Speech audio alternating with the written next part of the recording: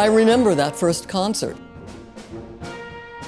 Maybe once or twice a year, we were bussed in to what was then Philharmonic Hall. I have a wonderful long history with the New York Philharmonic's Young People's Concerts. I've grown up listening to them and going to their concerts.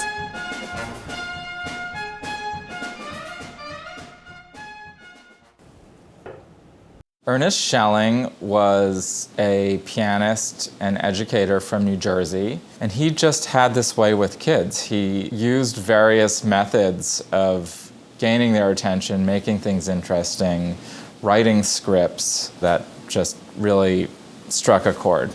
This is an example box of Ernest Schelling slides that went along with the Young People's Concerts.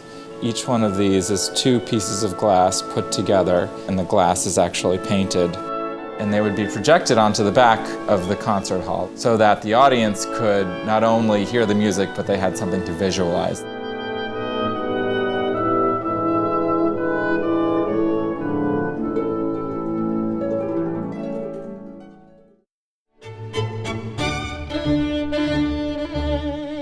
Leonard Bernstein took over the Young People's Concerts when he became music director in 1958. And he comes to us with a history of being on television. The thing I remember about Leonard Bernstein in general was his ability to draw us in conversationally. He had that gift the way FDR had during his fireside chats to make you feel that he was talking directly to you. He was a compulsive teacher. And he was so curious about everything. He was always discovering new things, and the minute he was excited about anything, he felt compelled to turn around and share it with somebody else. This launches the Young People's Concerts into this unique place as an education program where they introduced an entire generation to music.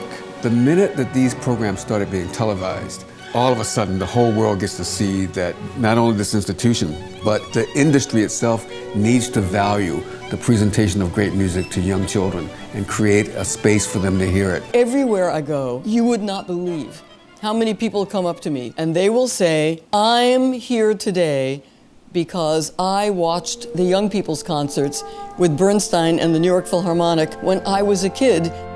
I'll never forget my first day on the job as principal. I sat down in the chair and I looked out at the empty hall and I pictured my 8, 10, 12-year-old self sitting out there. As everyone knows, things that you learn as a child tend to stay very strongly with you. So it's not a leap of great imagination to think that somewhere out there right now are kids who are having the same experience. When I found out that I was gonna debut with the New York Philharmonic, I was just really excited.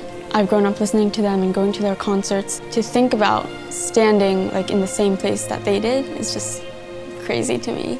You know, one of the most fun and also scariest things working with young soloists and musicians on stage is the fact that they're young. Many of those kids have not even been in the building before, and so their eyes are as engaged looking around the space as their ears are about to be engaged.